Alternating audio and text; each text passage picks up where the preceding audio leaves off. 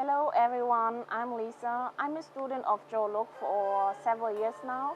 And as you may know, that he recently published the book Phoenix in Graceful Clouds of Blessing.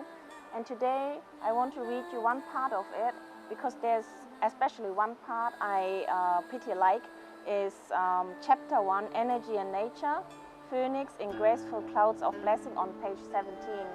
The reason why I like this paragraph so much is because in this chapter is the phoenix very well described, and I have the feeling that the phoenix will come alive in this chapter.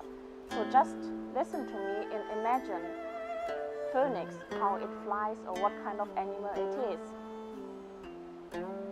So phoenix, the supreme of all birds, is an icon for peace and prosperity, signifying the god of wind and fire, incarnated from the red sun.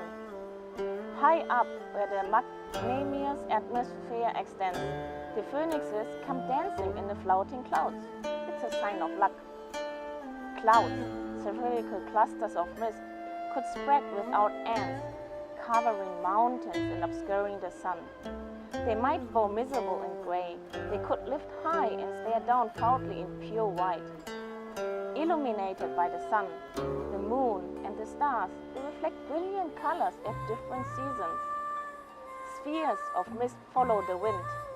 The birds of wind follow the floating clouds, wandering in loops. How gracious and harmonious when the phoenix are dancing amidst the clouds.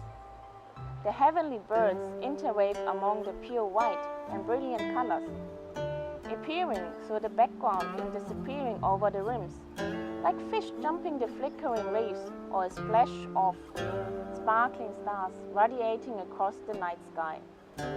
The motions are simply gracefulness, marvelously displayed in silhouette, a sign of liveness and the tranquil of peace.